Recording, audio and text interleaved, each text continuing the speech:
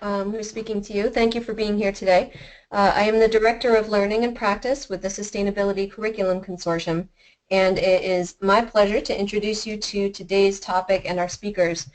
First, I'll briefly state today's webinar is the third of what we feel is definitely becoming a really engaging series of dialogues, learning and professional activities convened by the SCC. And I'll give you an overview of who we are and what we propose to do together today. The Sustainability Curriculum Consortium represents an opportunity to catalyze the next phase of the sustainability movement in higher education, a cohesive, aligned, and integrated approach to sustainability scholarship, supported by curriculum and professional development across the disciplines. And the SCC is a member of the Association for the Advancement of Sustainability in Higher Education, or ASHE.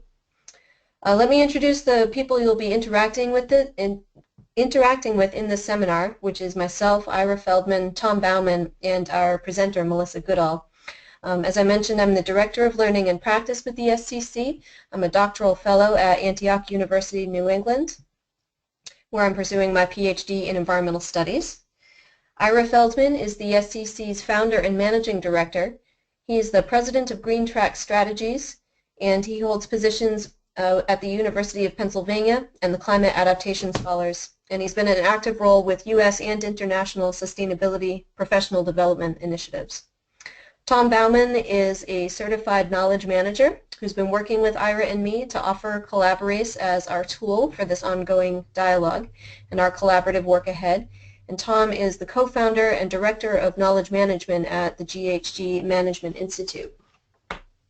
And we're so glad to have Melissa Goodall with us today. She's the Associate Director of the Yale Office of Sustainability. Her background is in global environmental policy, having completed her dissertation on the role that higher education can play in advancing a more robust solutions to governing the global commons.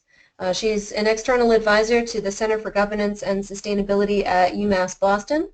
And prior to joining the Yale Sustainability team, Melissa was the Associate Director of the Yale Center for Environmental Law and Policy.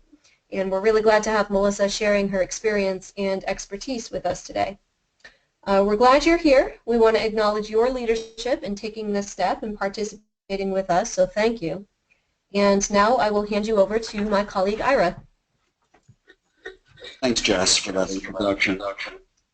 I want to start by giving everybody online and listening to the recording of this webinar a URL. That link is Collaborase, COLLABORASE.com/SCC online dialogue. Collaborase.com/SCC online dialogue. That is the link to the public page for this pilot online dialogue.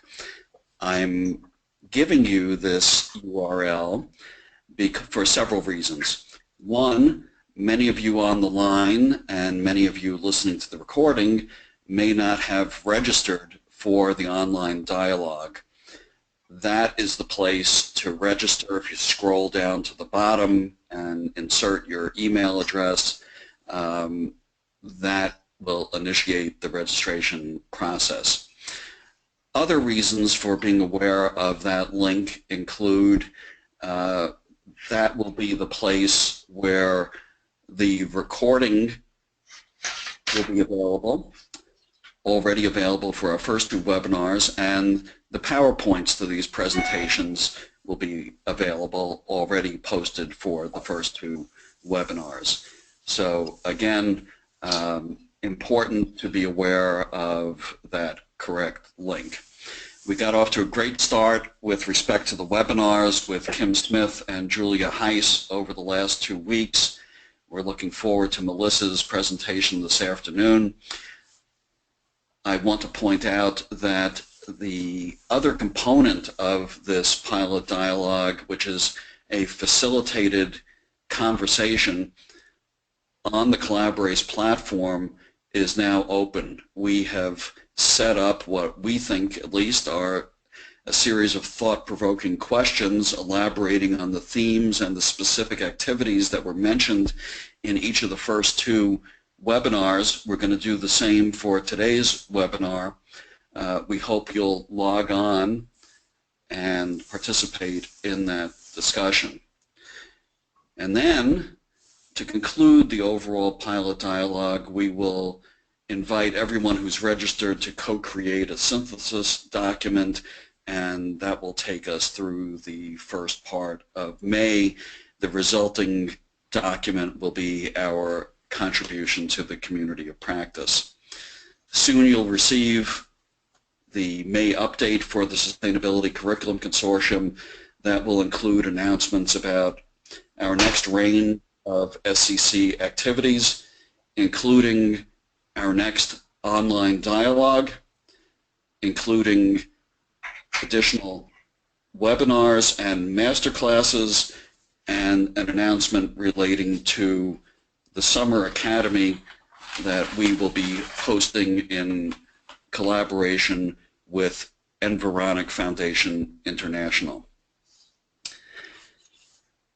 Turning to today's presentation, Melissa will draw heavily on her research on partnerships between higher education institutions and UN agencies. I know that the purpose of her inquiry in her research was to establish that partnerships between UN agencies and higher education institutions offer value to both sides, to explore current official channels for interested higher education institutions to become involved, and to gain insights into steps that might be taken to enhance and build on these relationships. We at SCC think that this is of great importance to sustainability educators and could provide a roadmap for further engagement of sustainability programs at higher education institutions. Before I turn it over to Melissa, let me add that we are going to take questions at the end. Please type your questions into the chat box, and importantly, please keep your lines muted so we can avoid any background noise. With that, Melissa, the floor is yours. Let's shift over to your screen. Great. Thank you both so much, and thank you for having me today. We're shifting to my screen, and I want to make sure that I do the right one. And there we go. Does that look right? Yes. Okay, great. So again, thanks for having me today. I am delighted to be here. Ira and I have found each other, and I think we're new best friends forever because we have a lot in common in terms of our perspective in what's happening in the world of global governance today, and particularly with sustainability and education. Just a few more sort of highlights from my background and why I do what I do now. Before coming to Yale, I worked with the United Nations Development Program for a number of years, as well as the UN Office for Project Services. And then while I was doing my PhD research, I lucked out and got a great fellowship with the United Nations Environment Program. So I've become intimately familiar with some of the inner workings of the UN.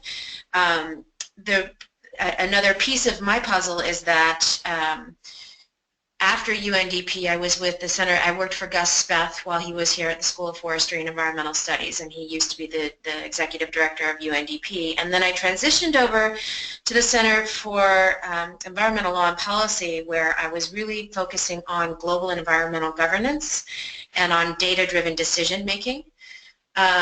And a bit on environmental attitudes and behavior. In 2008, I lucked out again and was asked, well, it was sort of a double-edged sword, but was asked to run the Yale Conference of Governors on Climate Change. And that was a really interesting moment in my own career as well as in the history of the U.S. in terms of climate politics. The reason why it was such a big deal was because at the time George Bush was president and we were seeing very little in the way of climate action at the national scale. There was just, it was one stonewall after the next. So a group of us got together and decided to host an event here at Yale. We invited all of the governors to come to campus and to sign a declaration.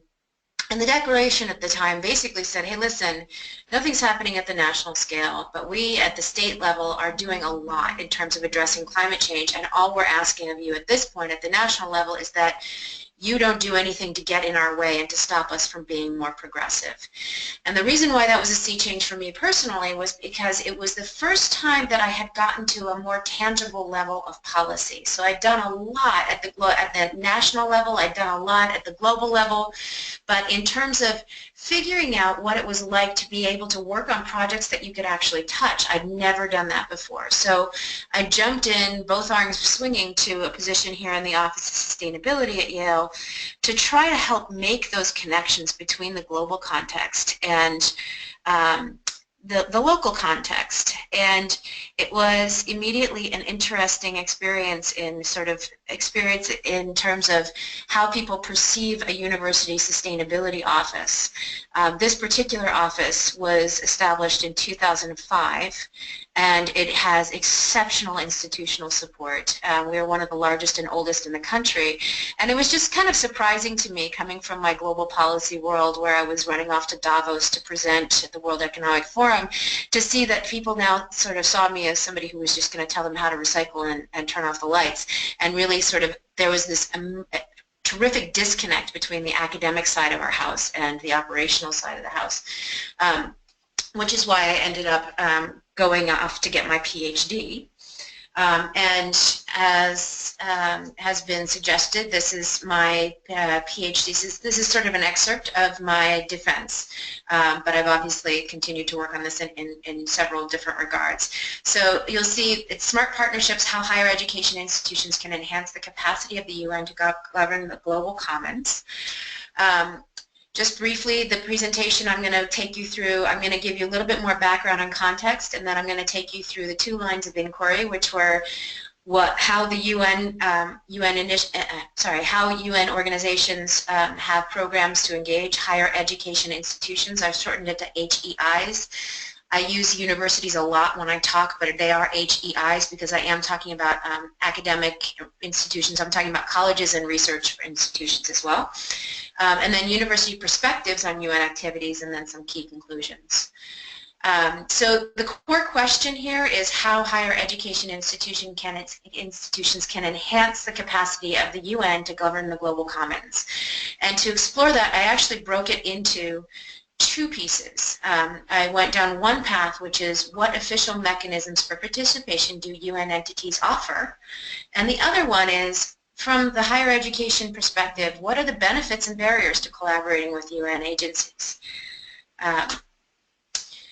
I'll get back to those two specific questions, but I wanted to provide those for context, just to give some background on why this question is so important in terms of the literature.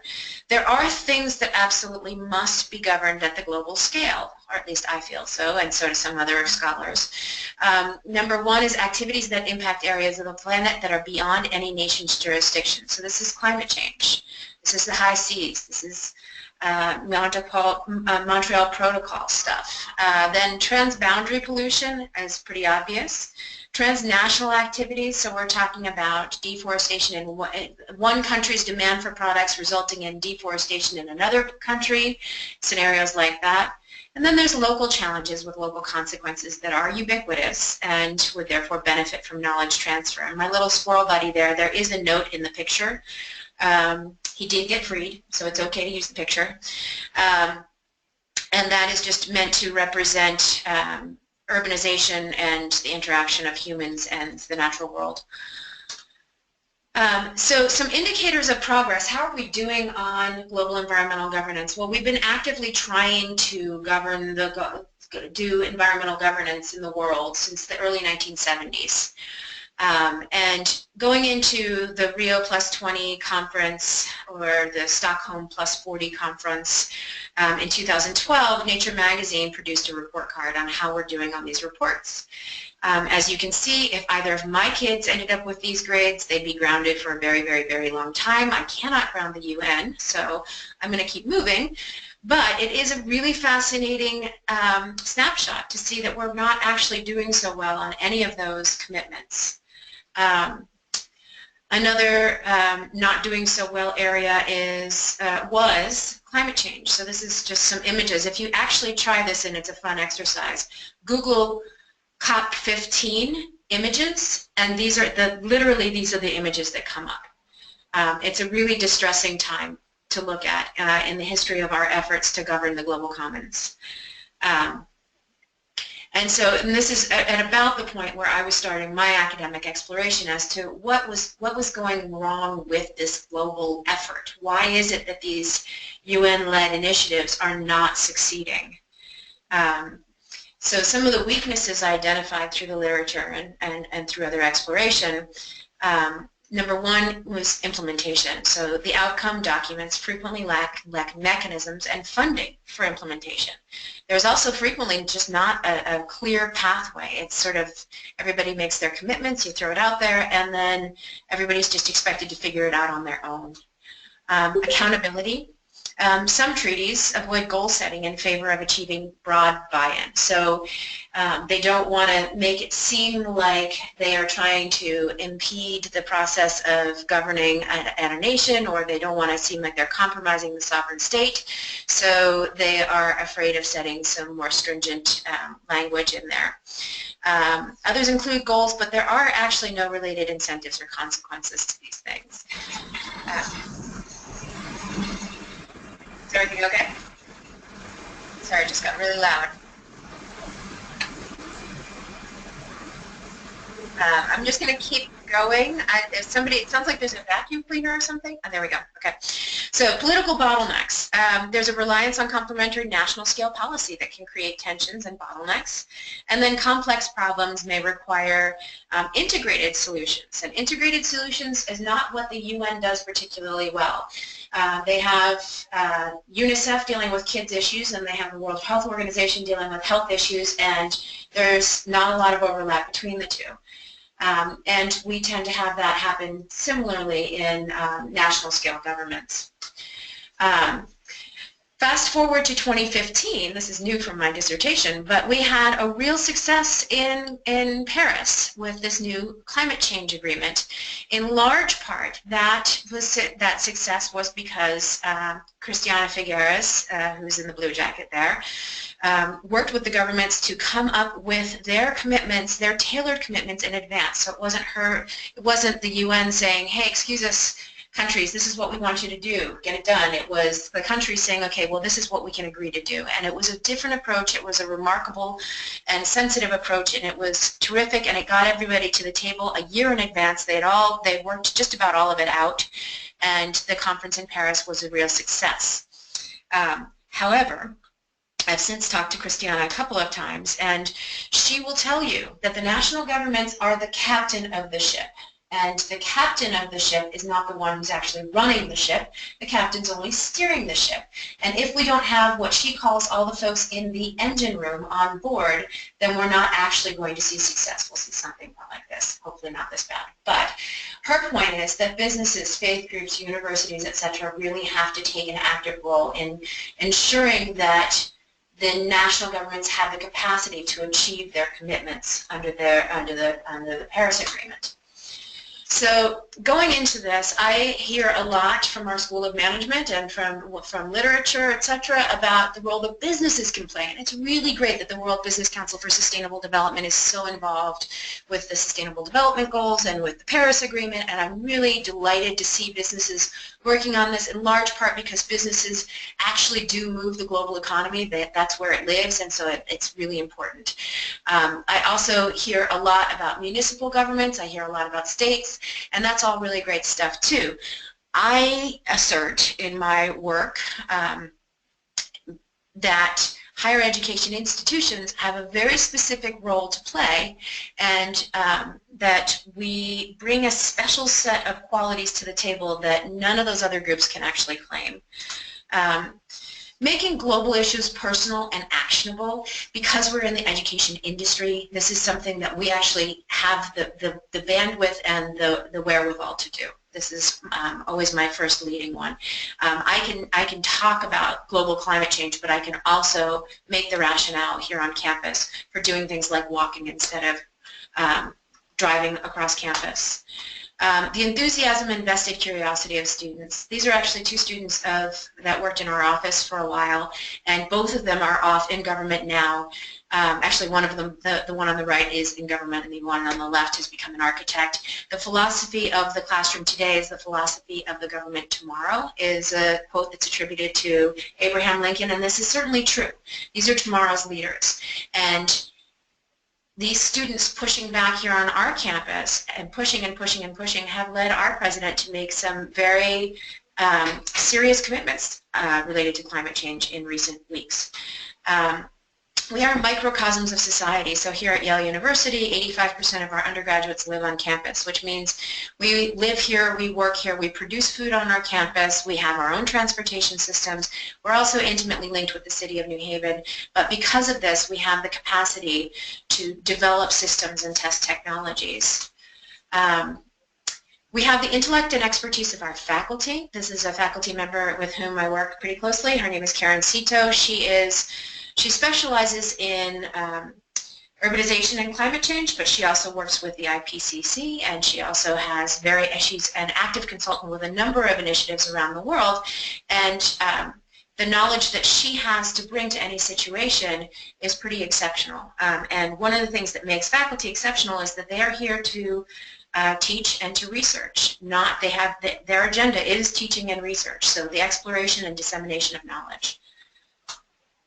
Similarly, we have the capacity to test models and systems and to promote innovation. I use this particular slide a little bit tongue-in-cheek because these are wind turbines here on the Yale campus that are sadly placed on top of one of our engineering buildings. They were a gift of a donor, and the donor had excellent intentions, and had they been sited where they were originally supposed to be sited, they would have been a really neat little kick to our energy system. Unfortunately, there was a risk element to where they were originally going to be sited, and they had to be relocated here where the location is less than optimal. This means that they produce probably less than 2% of the energy needed for that building. They are, as you can see, not spinning. That's okay, because we are here to test and to innovate and to consider what can be done and what can be learned. And that's a really important thing to do. A business cannot fail. That's not what they're supposed to do. As a university, we don't love to fail, but we love to learn. So we can learn from this. And that is directly related to my next point, which is the nature of our mission. We are focused on knowledge, not profit or advocacy. So we are not an NGO, and we are not a business. We are dedicated to figuring things out. We typically, a university, particularly in the United States, has the ability to serve as a neutral forum and convening body. And I say sometimes because some of my colleagues in public institutions are not necessarily as neutral as I am, as I can be at a private institution or in another country. Other countries may have more restrictions. The national, regional, and international knowledge networks that are forged through academic exploration. This is a really important one for me. I work with the International Sustainable Campus Network. I work with the International Alliance of Research Universities. We work, of course, with ASHE. There's a Northeast Consortium. There's the Ivy Plus group. There's a Connecticut Alliance that our university works with. All of these groups, it's phenomenal. I call it collaboration. It is phenomenal to compete with each other and to learn from each other at the same time. Shared resources are invaluable, whether they're operational or academic or both. Another important thing to know is that there are over 20,000 higher education institutions in the world. So our collective power is actually something not to be scoffed at. In terms of The research that I did for the past few years, the first line of inquiry was UN-based alliances with universities. What official mechanisms for participation do UN entities offer for higher education institutions? This was actually a pretty difficult question to explore. I set out trying to work on particular initiatives in particular UN entities and wasn't really very successful. The communications element was absent.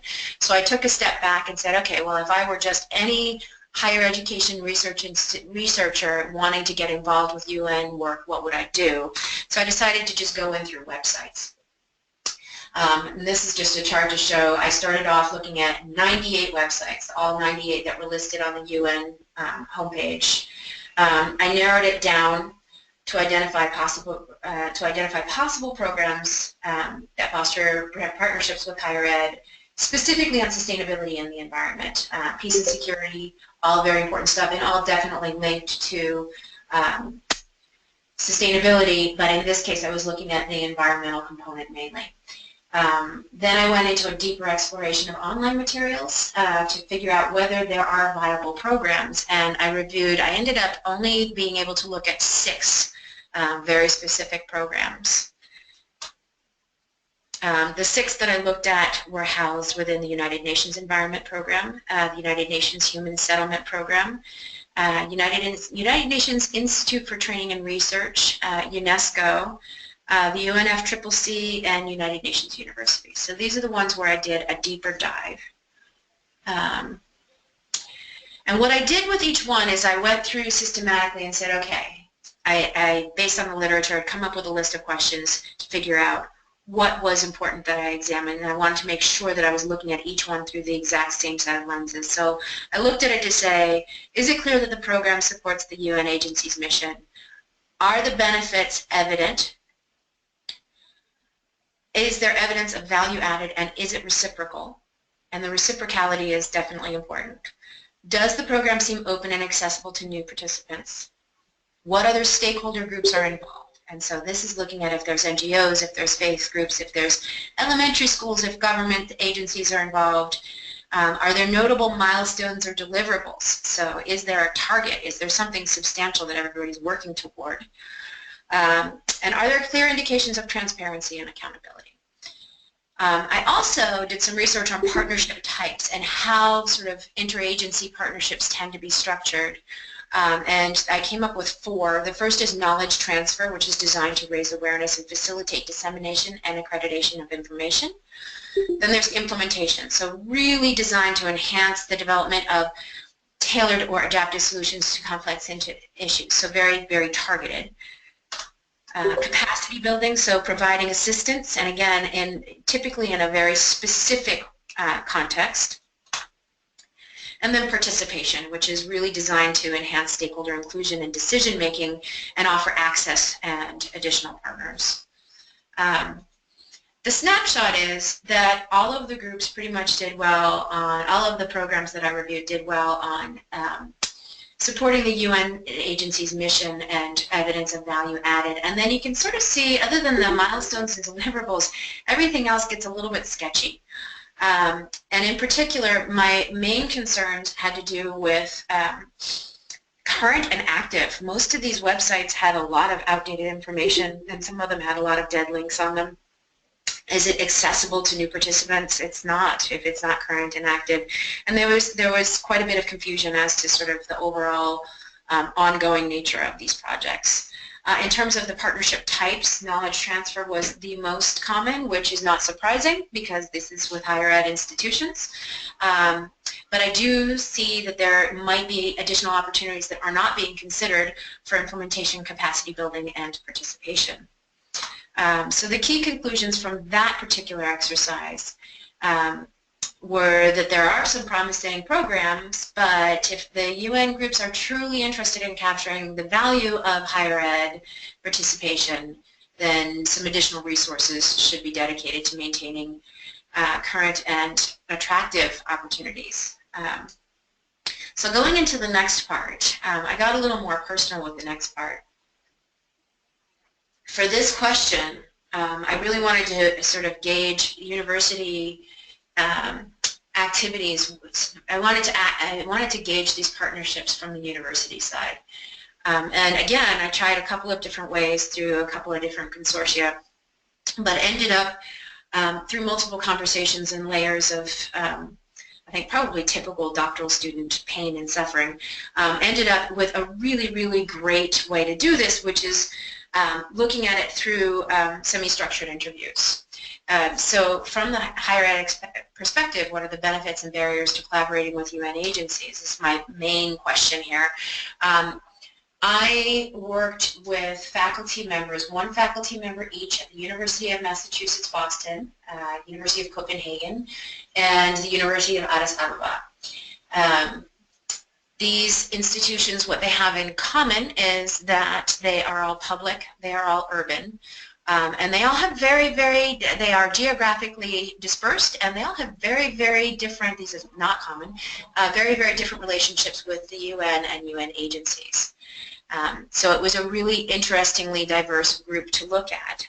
The faculty members, as you'll see in a moment, also run the gamut in terms of their disciplines. The first interview was with Satish Kumar Belethanan at University of Addis Ababa. University of Addis Ababa was established in 1950. They have almost 50,000 students. And their employee to student ratio is 8-to-1. Ethiopia is, of course, not an exceptionally wealthy country. So their circumstances are that a lot of the work that they do, they're on the receiving end of their work with the United Nations. But they also have this particular institution has an extremely proactive relationship with the UNEP, as well as with UNITAR, a very, very active relationship with UNEP in the area. Also, others at that particular institution work with UNDP. It's a very rich and rewarding relationship for the most part. The second faculty member that I interviewed was Neil Burgess. Neil is actually at the University of Copenhagen as a faculty member. He also is affiliated with Cambridge University in the UK. But we agreed that his interview was in his capacity as a faculty member at University of Copenhagen. Copenhagen, as it's a slightly older university, it's established in 1479. It is a comparable student population, just over 40,000. And the employee to student ratio, the student to employee ratio, pardon me, is 4.5-to-1. So it's a slightly different circumstance, but again, it's urban, it's public, etc. And then there's the University of Massachusetts, Boston. In the interest of full disclosure, this is Dr. Maria Ivanova, who was on my doctoral committee, actually, and advising me actively throughout this process. She wrote her doctoral dissertation on the UNEP and its governance structure. And so having her have a strong voice in this project has been a phenomenal benefit. UMass Boston was established in 1965, so it's a very young institution. UMass Boston, and this is UMass system, so this is just UMass Boston that I'm talking about, not the whole UMass system. So they have a total of and this is they have a lot of part-time students because they appeal to students who are professionals, but for full-time students they have just shy of 13,000, and their ratio of students to faculty is very similar to that of University of Copenhagen. Maria mainly works with the United Nations Environment Program, but she also is on the UN Secretary General's Scientific Advisory Committee. And she also works directly with many of the UN Convention Secretariats, so Christiana Figueres and at the UNFCCC and a couple of other groups like that. So she's very, very well connected within the UN. Getting to my actual lines of inquiry, one of the things, so I'm going to go through now and basically just go through, you'll see the slides have highlights and quotes. I'm happy to double back and talk about things a little bit more, but I tend to prefer bigger, bolder pictures and fewer words on my slides. So the benefits to universities, I narrowed it down to relationships, resources, access, and legitimacy. So In terms of the relationships,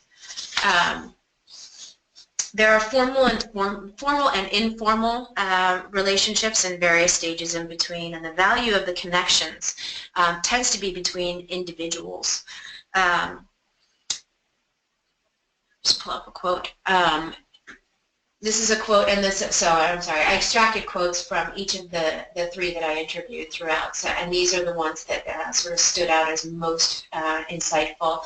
So you'll see here, Neil said that societal relevance and policy impact and just general impact have become much more a part of the university's world. So this is his perspective, particularly from Europe.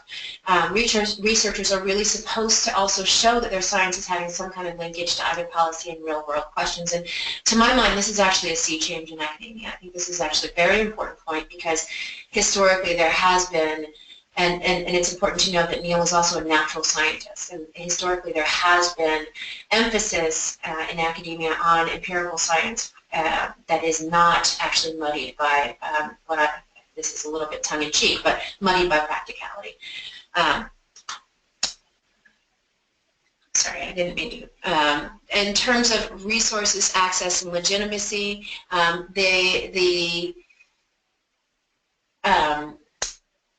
sort of along the lines of what Neil is saying with this quote, being able to access the data, being able to access the programs and the personnel within the UN, that's a real benefit to these individuals in the universities.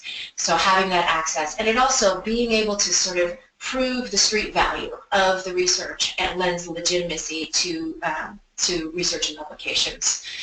Benefits to the UN include perspective, analytical rigor, and passion.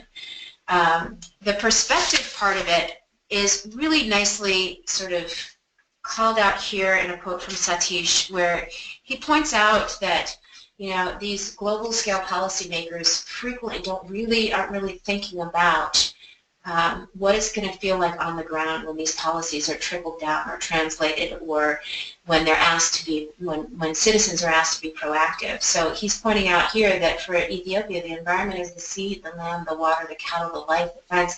And you know, this is from a guy who actually works actively with these folks, and then turns around and participates as a member of the negotiating committee for Ethiopia at the climate change negotiations. So his role is really to absorb on one end and to try to integrate on the other end.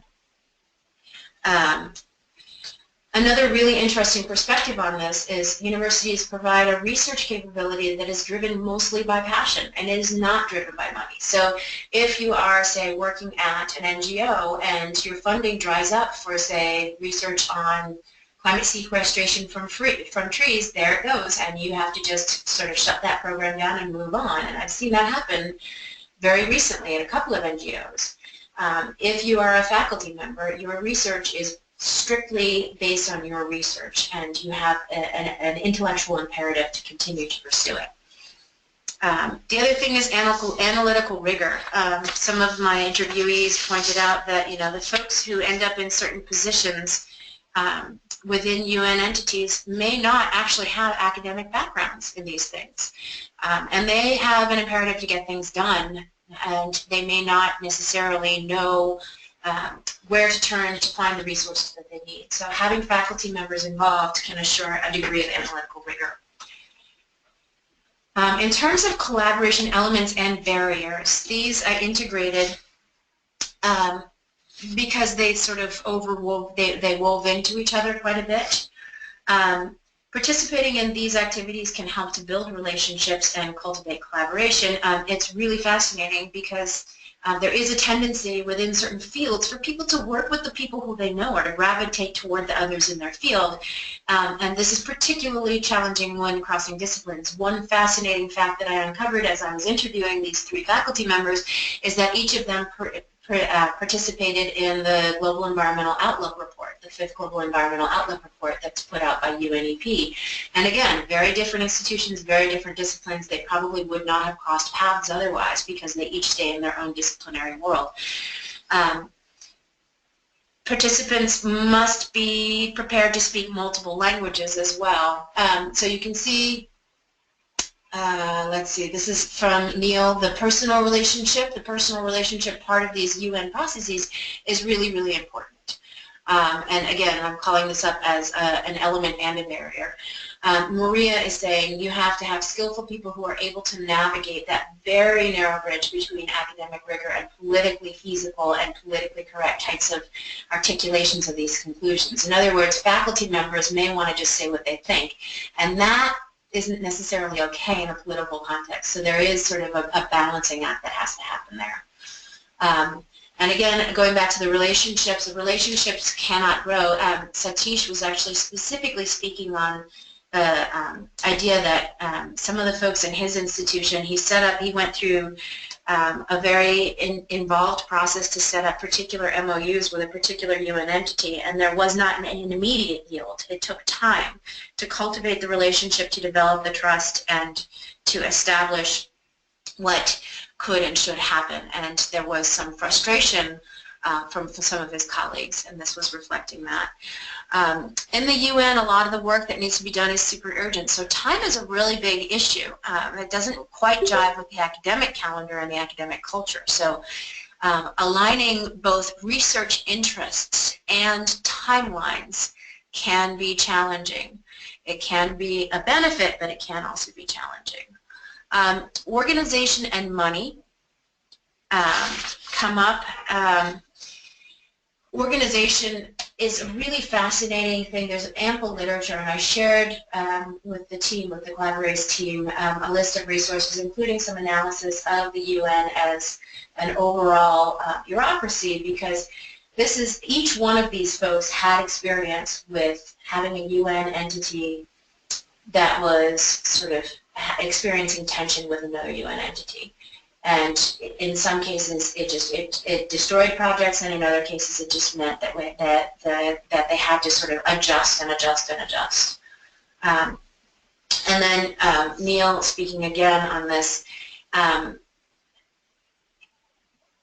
this goes back to sort of having to be politic. If you say everything's going to heck, well then some of the, if he's honest, and this is what he's getting at with relationships and organization, sometimes the scientific evidence is not conducive to politics, in that if he's honest and says, oh, this is what the scientific evidence shows, then he may very well risk offending both the UN entities and the countries, and everybody will just give up, which hopefully does not happen. But another interesting insight from this line of inquiry was that Maria pointed out that funding is never actually the first challenge. Often people give it up as the first challenge or as the big obstacle. We don't have money, we don't have money, we don't have money. But if we can coordinate priorities, get synchronized, and figure out the politics, everything else will sort of fall into place.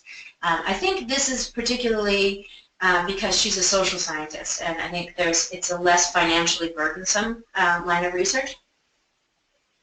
I do think natural scientists may suffer a little bit more in this regard, but I did find it interesting that she wasn't saying that funding was a major barrier, and in fact neither did the other two.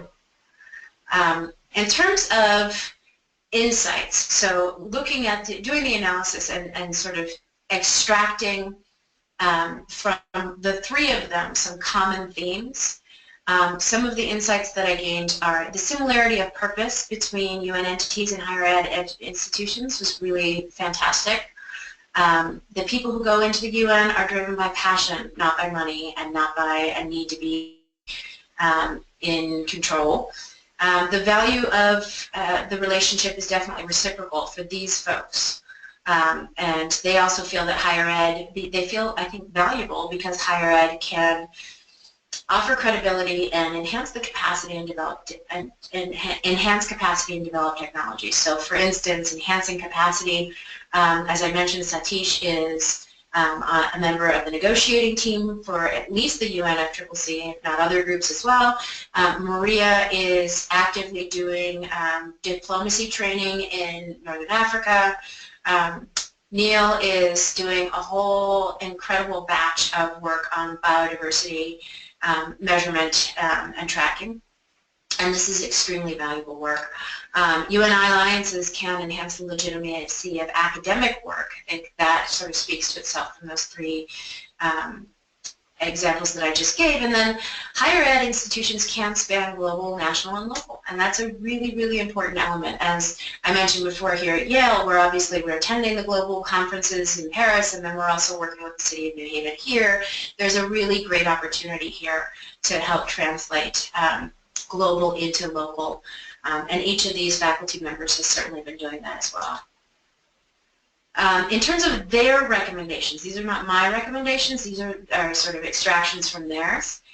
Each one of them really felt like relationships have to be built with individuals, not with organizations. So it's not University of Massachusetts with the UN, it's Maria Ivanova with her colleague at UNEP.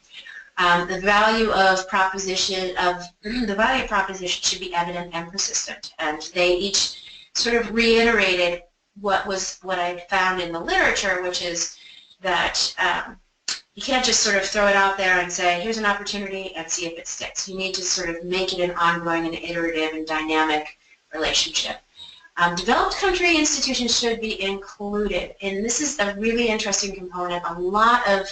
There's a lot of literature on how much developed countries put into UN agencies and how little they get out. And I am all for funding going toward developing country institutions, but I think that there is value added in terms of what developed country institutions can do and should do. And in fact, Maria had a particularly helpful insight there in terms of higher ed institutions. If there is one thing that North America as a region has that no other region has, it's the multiplicity of absolutely amazing, fantastic, or words not mine, universities where you have committed faculty and committed students. And that is has certainly been my experience here in the United States. And then communications needs to be clear and strong both inside the UN and between the UN and partners. So then just getting to the last sort of batch, pulling those two lines of inquiry together along with the sort of hints of the literature review that I showed at the beginning, some lessons learned from this particular exploration. UN groups should improve channels for participation, possibly starting by creating a major group for academia and allowing free access to major events, such as conventions and conferences. This is a really interesting phenomenon. The UN does have this set of major groups. They have one for youth, they have one for faith groups, they have one for business, they have one for science and technology, they have one for women, but they do not have one for academia. This, to my mind, is a little bit problematic. We should not be batched in with NGOs, although we frequently are, because we are not advocacy-based. And we should not be batched necessarily in with science and technology. As a political scientist, I don't particularly see myself at home in science and technology.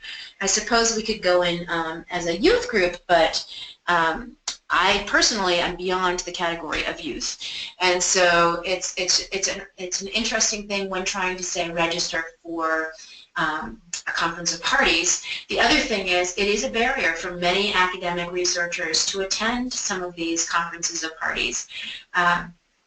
There are huge fees in some cases, and in many cases, even if they can pay the huge fees, there's no real active role for them to play once they get there. Networks and UN groups should seek strategic alliances based on need, authentic interest, and expertise, not convenience or political jockeying. And so to go in and say, hey, you know what, we should have some sort of partnership and let's just throw it out there and then maybe people will get involved. That's not exactly how these things should happen. And based on the interviews and based on what's working and not working in these UN programs that I reviewed and the literature, it's really very clear that these things have to happen in a much more organic way, and they shouldn't be driven by particular batches of funding or particular agendas. UN groups should seek relationships with individuals rather than institutions. I think I've pounded that one over the head, but it really is these individuals, and in the case of Maria, I happen to know her because she did her master's degree and PhD here at Yale University and launched a program on global environmental governance, and she and I got to know each other while working at the Center for Environmental Law and Policy. she has taken that work with her to each institution she's been with since then. So she went to William and Mary, and now she's at University of Massachusetts, Boston. She's taken her relationships with her too, and that's a really important thing to consider, especially in terms of leadership and innovation. Projects and outcomes should be designed to adapt to the varied paces of academia and policymaking, and this is one where I've also, to sort of put in here, you know, kind of along these lines. One, I have heard it said that scientists don't know how to answer policy questions, and policymakers don't know how to ask questions that scientists can understand. So there's this sort of disconnect in the science policy interface, and similarly there's a disconnect in the academic policy interface in terms of how questions need to be asked and the timeline that one can expect. I know, for example, that there's a group here at Yale that's been working on a batch of legal issues for the city of New Haven, and they've taken approaches where they now have one project, but it's spanning 5 years. The problem with that is that students come and go, so students are only working on this project for 1 or 2 semesters. The solution to that has been to break it up into bite-sized pieces, and that's the sort of thing that we might need to think about, how we could structure this in these relationships. In any of these relationships, both sides should commit resources. Resources, of course, are not always financial. They could be human resources. They should receive value, and they should be held accountable. I think those points pretty much speak for themselves. UN groups should reevaluate whether redirecting some funds and opportunities toward developed country institutions might enhance effectiveness. And this is not to say that we should not be giving money to developing countries. I absolutely don't ever intend to imply that. What I'm saying is, if there's a possibility of getting additional institutions involved, perhaps through collaboration, some of the knowledge and resources that are being developed in developed country institutions might actually enhance the solutions and be valuable for all parties. And then similarly, alliances between higher ed institutions in developed and developing countries may both enrich academia while enhancing UN work. In particular, in this case, I'm thinking of the work that University of Massachusetts Boston and Addis Ababa actually do together in the Horn of Africa, where they are looking at a batch of issues having to do with resiliency, having to do with climate change and adaptation, and developing modules to train professionals in that region. And that is my last slide. I am happy to take Q&A. Thank you, Melissa. Tyra. That was a great presentation with a wealth of information and a range of useful perspectives. You did cover in one of the last slides what was going to be my initial question about the problematic nature of major groups. So I will turn to Jess Guerrier and see if she's ready to ask her initial question. Thanks, Ira, and I'll repeat after Ira. Great presentation, Melissa. Thank you. One question I had is, toward the end of the presentation, you mentioned how higher education institutions can span the global, national, local scales. And that seems to be both an opportunity and a challenge, of course, for aligning higher ed priorities with UN initiatives, sustainability and sustainable development initiatives. Could you speak to that, particularly with regard to communication, channels for participation, spanning those scales?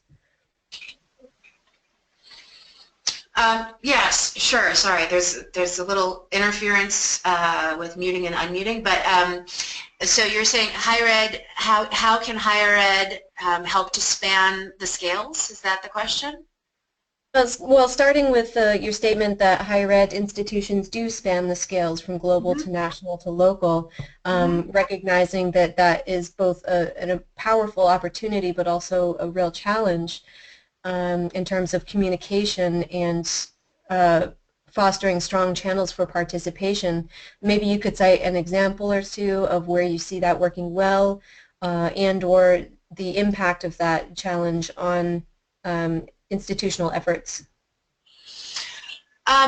Sure. So one example from these particular groups is that University of Addis Ababa, for instance, does a lot of work with UNEP in their region in terms of ensuring that migration paths for particular highly sensitive species are maintained. So they literally work on a day-to-day basis with the farmers and with the villagers throughout the region to maintain corridors, and then on the flip side they attend the regional meetings in the area to try to determine the best policies and the best approaches with the UN so that it can trickle up into UN policy and to UN programming. So that's, I think, one example of that. In terms of barriers, it's one of those. It goes up and down and up and down in terms of, Satish, when he literally goes to these climate change negotiations and probably gets an average of 1 to 4 hours of sleep per night, negotiating on behalf of not just Ethiopia but also Africa. He's looking at how he's going to then turn it around and bring it into his classroom, and he's looking at how he's going to then turn it around and bring it into the communities. And in a nation like that, where there are where resources are sometimes scarce and where priorities are sometimes when he and I have talked about things like, well, he's not necessarily so worried about. I'm actually on a committee where I'm trying to help them develop a sustainability strategy for the University of Addis Ababa. I said, well, here at Yale, we set these goals in terms of energy reduction, and he said, yeah, okay, so I'm not actually that worried about energy reduction. I'm actually worried about getting people access to energy. And so it's a really interesting phenomenon for him to attend these global negotiations and then turn around and see what has to be done on the ground. Does that answer the question? Yeah, that's a great illustration. Thank you. I'll remind those who are participating in the webinar that the chat box is open for you to submit questions. Meanwhile, I will continue on with a couple more questions for Melissa, if Melissa, you can hang with us for a little while longer. Sure.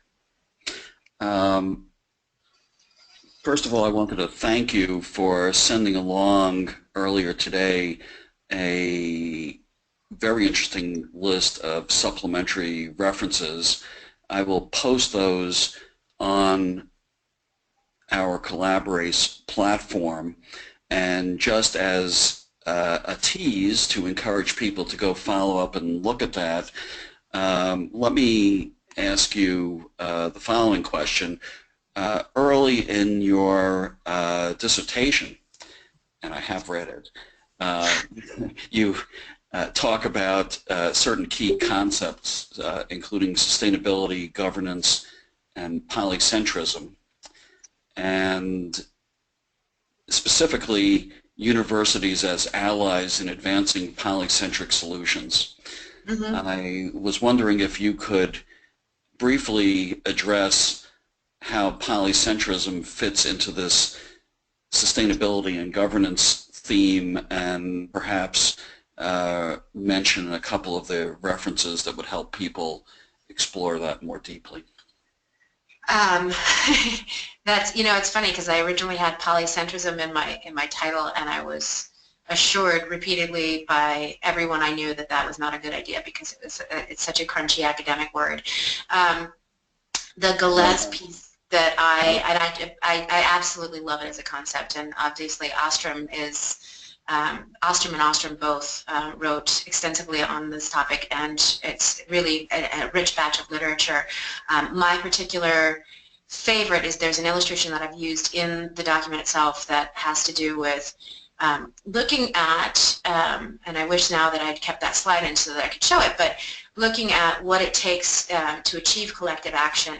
And so conceptually, the role of universities in advancing polycentric solutions is actually I can speak to it in terms of what we're doing here at Yale University. So at Yale, as I mentioned, we are a member of multiple networks of higher education institutions, which is great. We also work very closely with UN organizations. So for every climate change negotiation that happens, we actually supply students to UN missions to help them with research and writing, preparing for all of the negotiations, and that's just one example. We also work with the City of New Haven on New Haven's sustainability challenges. Later today we'll be going to a meeting about resilience and adaptation in the City of New Haven. We also work with faith groups quite a bit. So we have a very active and thriving faith community here on campus, and one of our most committed and passionate deans at Yale University is the Dean of the Divinity School.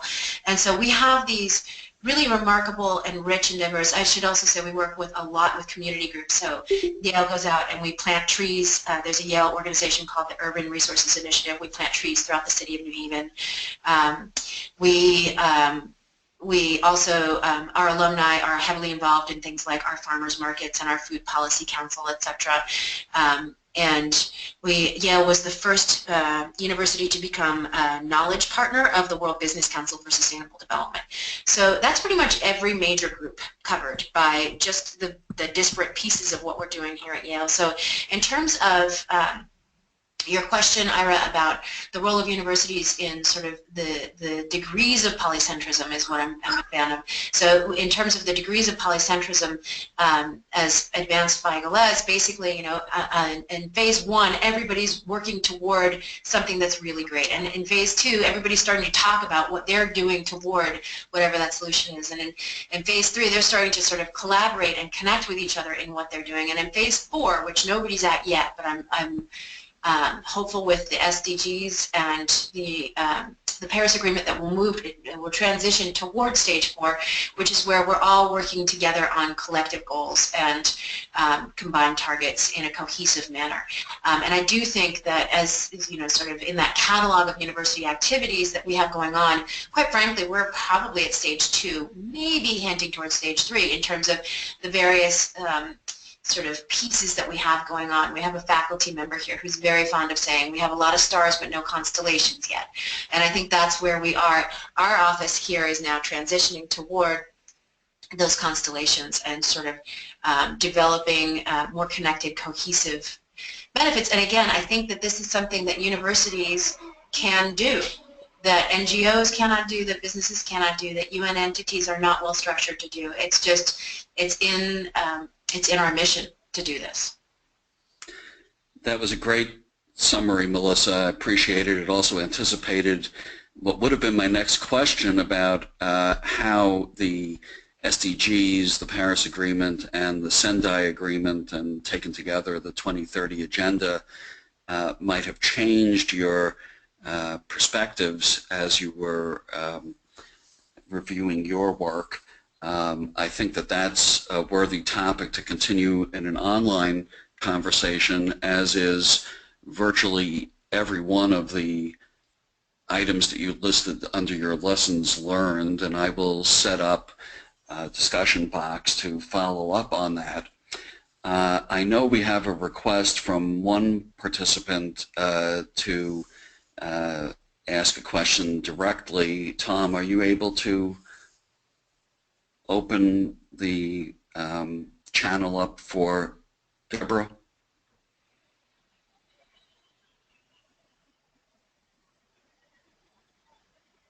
So while we're doing that, just a quick side note, Ira, to the SDG question. One of the projects that I'm doing now is that I'm actually looking at I have students looking at all 4,000 plus Yale faculty members and comparing their teaching and research to the SDGs, or in an effort to determine who's researching what and where there are interlinkages within the Yale academic community that we have yet not explored. It is a behemoth effort. It's taken 2 students all year to get about 30% of the way through the list. But it's a pretty remarkable exercise that I'll be presenting on in June. look forward to that. Tom, are you able to open up the line for Deborah, or should we proceed? I've just sent a message to Deborah. I noticed she has herself on mute, which I cannot unmute from my side. So if she responds, Okay. I'll let you know. Okay, I will ask what may be our concluding question then. Melissa, you emphasized early in your presentation today the need for reciprocity. That is, reciprocity between institutions of higher education and UN entities. And you addressed that to some extent in your lessons learned. Do you personally have any favorite or recommended strategies for building that reciprocity?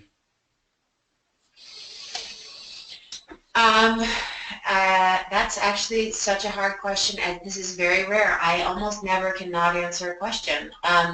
In terms of the reciprocity, it's interesting because the reciprocity has to do with the relationships and where the value is. And what I'm seeing now in terms of, actually here's the way that I'll go with this, what I'm seeing now in terms of some of the work,